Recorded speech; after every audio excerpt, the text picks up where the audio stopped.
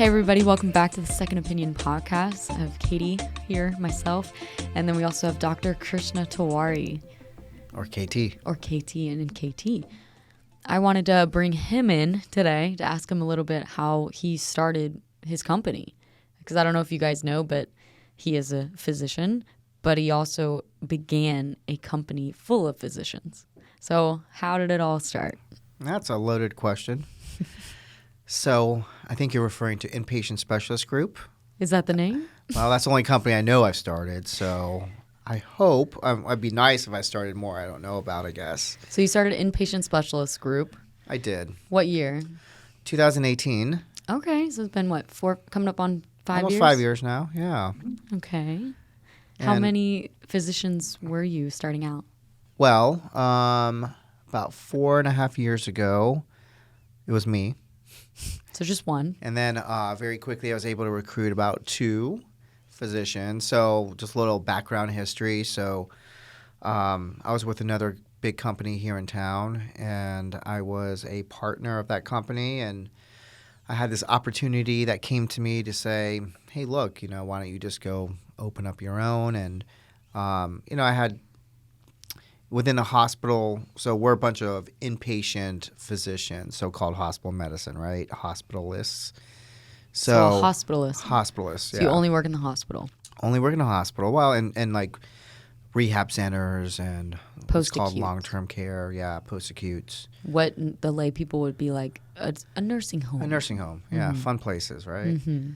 And then what does a hospitalist do? What's your kind of role being a doctor in the hospital? So we're the type of physicians, I always say to people, the ones you don't really want to see, because usually it means you're sick enough to be in the hospital. And we have the capacity to take care of people who may come in with maybe something simple. You get an infection in your skin just after maybe you got cut on something and you need IV antibiotics.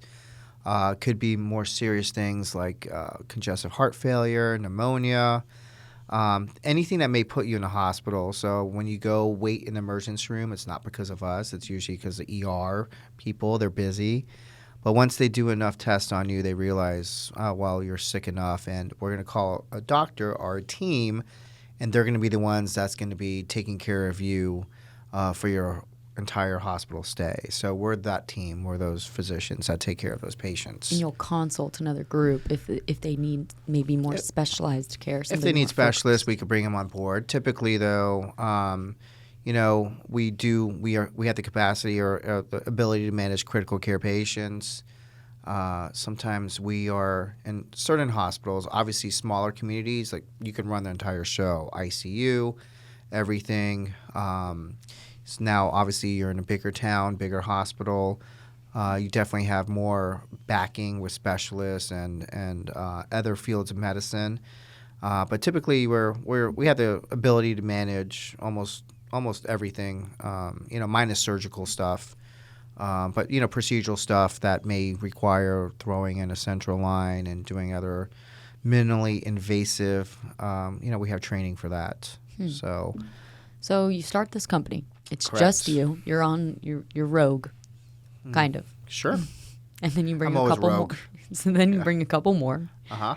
Bring a couple more in. It's hard to recruit, right? Because you're starting fresh. So people are like, okay, what's going on here? Who's a part of your group? Like well, you have no me. history minus just your experience, but would you go to someone if like, hey, I'm opening up shop. Why don't you just come and join? It's a difficult recruiting process to try to do that. How'd you schmooze people over and be like, well, it's just me, but I'm Took them a great. happy hour and, kept feeding them drinks. And that works. Well, it did, yeah.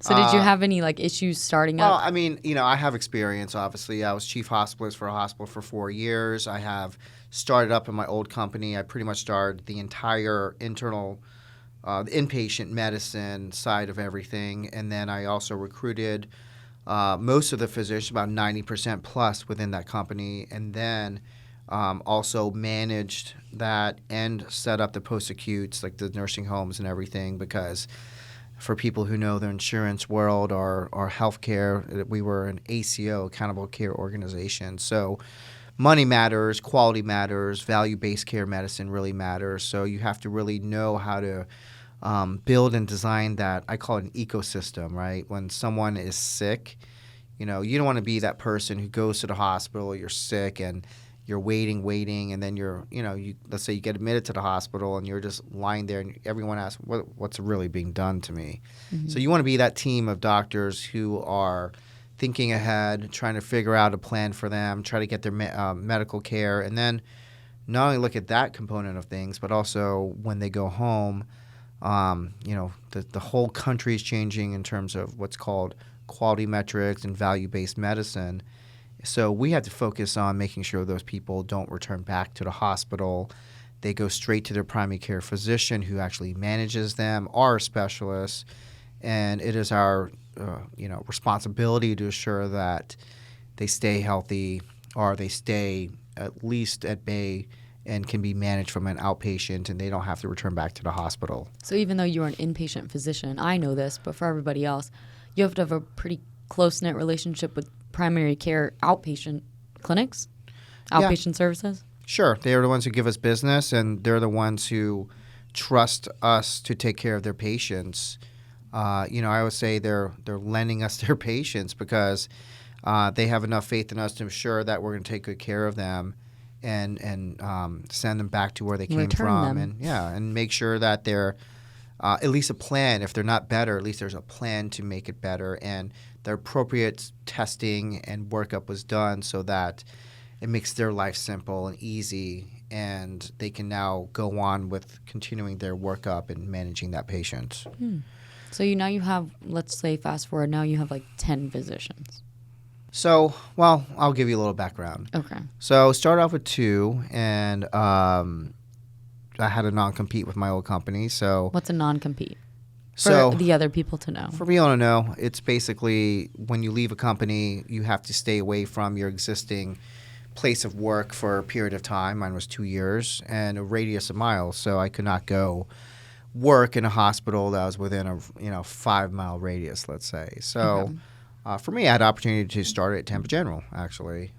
It's a level 1 trauma here in Tampa. And so mammoth. I trained there. I did my residency and training there, so it was actually a pleasure to go back there because I had not been back there in a little bit. And that was the first hospital where we started with 2 doctors, and very quickly, I would say within a couple of months, our number of patients that we're seeing daily grew. We call it a census. It almost doubled and tripled, and through that process, started adding a few more doctors. And, people knew my name, but they probably didn't know. When you're looking at a new professional coming in, everyone's like, oh, well, everyone kind of talks a big game, but it's all about showing people that you're responsive, you're showing quality, that you care for these patients, that you respond to phone calls, text messages, and people all of a sudden were like, oh, well, this guy does everything. So able to build business based on that pretty exponentially. So you started at Tampa General. Are you only at Tampa General now? No. Now we are at, my gosh, I say about 4 counties. We are at, how many hospitals? It's grown a lot. I don't have the number of hospitals on the top of my head, but at least... I'd say about 10. Yeah, at least 10 hospitals, and I think we're at 24 facilities between all these counties and together. That includes our post-acute. How many employees would you say on average? Well, today we're about 70 employees. That is insane. So you started off with just yourself. Now you have 70 employees that you manage. Yeah, well, I have a administrative team that helps manage, yes. Including myself. Yeah. You're part of the clinical administrative team. Yes. So let's hear some setbacks. It sounds like it was easy. There's no way it could have been that easy. Everybody would be doing it. Well, nothing was ever easy. Number one. Number two, there's a whole medicine side of things, and then there's a whole business side of things. I didn't go get my MBA or anything like that, but I was always told, which I think this holds true, that it's not just the IQ, it's the EQ as well. So I used to be involved pretty intimately in all the meetings and all the discussions that behind the scenes with the hospitals. So I knew what hospitals were looking for. I knew what primary care doctors were looking for. I knew what insurance companies were looking for. So I tried to build a system that would, you can't please everybody, but at least we'll find an in-between on everything so that you can, please the hospital that you're at, that you're privileged at, the primary care physicians that are giving you the business, and of course, insurance companies, because we all know, whether we know it or not, we're being graded by insurance companies because they do dictate a lot. They, as you know, they tell us what tests you can sometimes run, what you cannot run, where patients can go post-discharge, and where they cannot go. And it's not always the best, but unfortunately, you're dealing with that part of it too. So there's a whole business side of, there's a payroll, there's forming. You have to get your benefits going. You have to have a business plan, number one, right? I never really wrote a business plan before, and never had any help, but I had to figure out how to do a business plan. I had to figure out what the projection of growth was going to be, and I completely under-projected it. I didn't think we were going to grow that fast. So what grew maybe too fast than we you were grew ready like for? crazy. I mean, so I'm all about growth. People that know me, I'm like, Ends. bring it. I don't care. Like, I'll do 24/7, bring everything you got, and make sure you get the best. But, unfortunately, when you have a company, then there's your internal growth that you want to have, and then there's also setting up policies and procedures that will accommodate your growth at the same time, which, that was one thing I learned is very difficult, and it's some growing pains of starting a company. Is there anything you wish you could have gone back and maybe tweaked or changed? I mean, there's always stuff you could go back, tweak, and change, but I probably would have slowed the growth a little bit, number one. When hiring, sometimes, COVID really threw a kink at us because I was going to bring that up.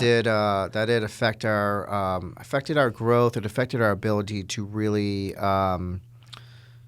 how we started the company with such high quality, and then now we're thrown into a fire that. Because if we're doing the math here, COVID, 3 years ago? 2020? Yeah. 3 years ago. Company started almost 5 years ago. Dead in the middle. It is us. right in the middle of when you're in prime success. So we had some really good business that we developed in the Pinellas County and other hospitals. So you actually grew business from COVID. No. So what I was getting at is that we had business, and then we had to take away physicians at certain hospitals where we're managing COVID patients to help support it, just to support that. And that was a trouble because we weren't prepared for that. We didn't know. Nobody was. No one was. But, I personally was putting 19 hours a day for like 8 weeks, 10 weeks. And as people were burning out and very quickly, and it was an overwhelming situation that we weren't prepared. But when you're in the middle of a business, you're not expecting that, and then you deal with that part of it, and it sets you back. It sets back a company who's been around for years, but yet we were new, so it set us back no matter what. Yeah. So you had the burnout yourself, probably. Yeah, I mean, I don't know. I never like to say I'm burnout, but I'm sure. I don't think you ever will be, but you got some burnout in your own physicians. Did you see that ripple effect in the next couple years, like now after COVID? Yeah, I mean, COVID changed everything. I think it changed medicine and healthcare. It did change the fact that how do you predict a future pandemic from happening? What do you do? What do you learn from the mistakes that happen that we weren't prepared for? How do you put it together, and how do you formulate a plan for something like that? Because that part's very, very difficult to try to place when you don't know what to expect. But I think obviously if another pandemic were to come, then we would all have teaching points and learning lessons of how to do it right or do it better. Not to know there's a right formula for something like that. But what'd you tell your employees?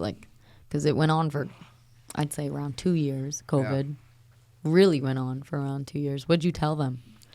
Just have to bear with us. I mean, it was hard. I don't know what else to say. I mean, we were throwing extra pay, extra shift work as best as we can. At some point, I think no matter how much money you threw would not matter because people were just burned out. So tired. Yeah. Right. No one really wanted to, they had their own, family and their own personal life to deal with as well.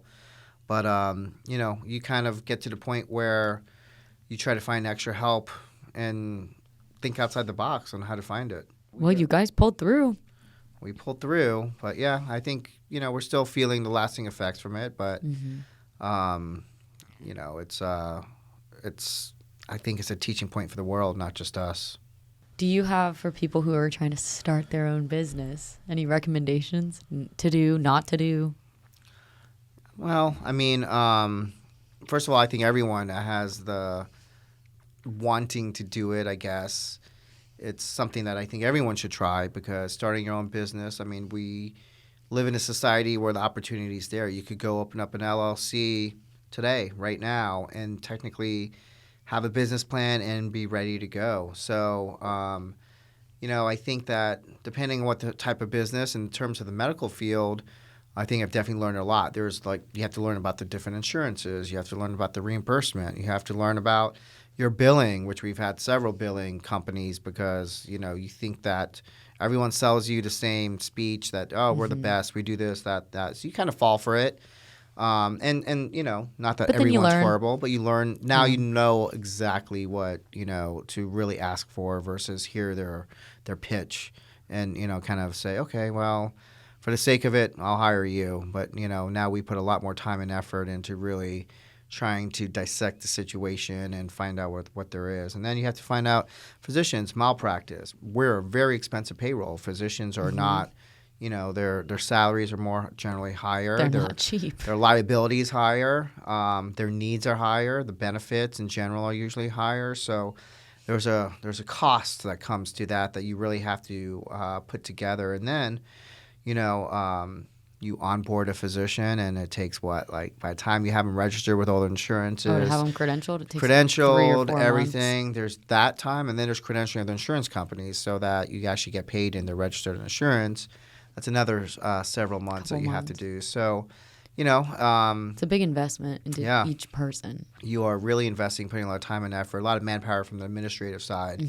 That, if you have turnover, then it can be frustrating because you put all that time and effort into that person, and you're thinking that they're going to benefit the company and us benefit them. Right. You know that just from I know that. Even ordering uniforms for people. Even the little things, like you get their coat all perfect, their white coat all embroidered, and they're like, what do we do with this? Right. So then you have that, and then of course we don't have just physicians. We have nurse practitioners, we have PAs, and they're a huge APRNs. We got them all. They're a huge asset to the company, and they keep us alive. They keep us going, and yes, there's all kinds of components you have to look at. Then there's of course everything comes down to liability. That's really what you're looking at when you own a company. What are all the liability points, and have you thought of everything? Do you have everything covered? Do you have insurance for this? Do you have insurance for that? And you're going to have months that are not going to be generating much income. What do you do, when you're not, because you have to make payroll, and you have to ensure that you have to do everything. The business side of it can be, I feel like, extremely stressful. Right. And then you have to do P&Ls, at each location, profit and losses, what is the expense of maintaining that location, and what is the revenue coming in, particularly at that location. Then you have to make some really strong decisions, hard decisions. Do you keep that place alive, or do you just move on and, go to a different location and diversify your people? And then you have to look so deep down and get back to the core of it, and it's like, all right, we're treating patients. Yeah. That's what we're doing. Yeah. I think when you go back, the biggest difficulty for me is maintaining culture, because when I started this company, it was all about, everyone made a joke. They go, why do you call it ISG? Why do you just call it Tewari? Because everyone just knows it was you. Like, why didn't you call it Tewari Specialists Group instead of Inpatient Specialists Group? But it's that culture, because it goes to growing too fast, because, I used to say, look, it's like a concierge medicine. Like, you do this and you make promises, but as you grow, you hire people, and you say that culture to them, and you hope, but it's not as engraved as it is. Well, it's not like your baby. Like, the company was your baby. Right. But you want to make it so that, and that's the tough part where I'm going at. You want to make it so they understand it, and they live it as much as you do, because you don't want it to be just because it's my baby. I want it to be yours, everyone's baby. Yeah. You know what I mean? Like, I want them to experience like the part of it that excites them as much as it will excite anyone else. And that's tough, because I think we we had those ups and downs of, everyone does get excited, and then, well, you have some rough patches, and then let's goes throw down. a pandemic Right. in there. And then, so how do you maintain that culture? So it's tough to say, okay, you want to try to have that openness of everyone saying, hey, this is great, it's great. You're not going to get that every day. It's like, how do you put out this fire, that fire, and and then there's fires that you don't even know that exist until, like, sometimes it's a brush fire, and then it's a little bit more than what you expect, right? And you have to keep going back to the root of the culture and the passion and the why. Why you always have to it. go down to the root cause of exactly what happened and how do we fix this. And you have to have a great team, great administrative team that understands exactly. They could predict my move 2 moves ahead before even I predict it. They have to understand that, hey, this is how it should be, this is how you want it to be, and those are your people, they're soldiers that are really going to try to help put things together for your army, so to speak. What do you think of your army? You got a 70-ish person army now. Sorry, bro. That's an amazing team. I mean, they're huge. We're huge. And yes, we've had growing pains, but I think that everyone has been, the compliments that I get from everywhere, they're like, not only have you put a good team together, like, how do you manage to put such good quality people together? Because that's hard. That's really hard. I have to say I was really good at that because I did have a good eye for trying to find talent and turning nothing into something as well, because you have to realize people giving the opportunities and letting them have that buy-in is really big. But I think the biggest thing is, and it's nice to hear the compliments of, wow, this physician did this nurse practitioner did this, or this PA did that, and I had a phone call with your administrator, and she's, blah, blah, blah. Like, when people compliment that and they realize that, and they're like, you're so big so quick, how were you able to get such great people, to surround you? I think that, that's an amazing thing. And, of course, every company has good people, and, every company has, people that we think we brought them to the right place, and you realize and that's fine too. That goes through trial and error for people, and, that's 100% okay. I'm glad you have such a strong team. I mean, it's not just you anymore. It's kind of great how you came from not even 5 years ago. You left what you currently did. Probably was a pretty big gamble. Yeah, huge. Huge gamble, huge leap. You just went to school for so long, residency, everything, and then you wanted a whole new challenge. Yeah, well, once I think once we allow this growth to happen, then, I wake up every day saying, all right, let's take this national. Oh, another growth. No, that's, statewide then national.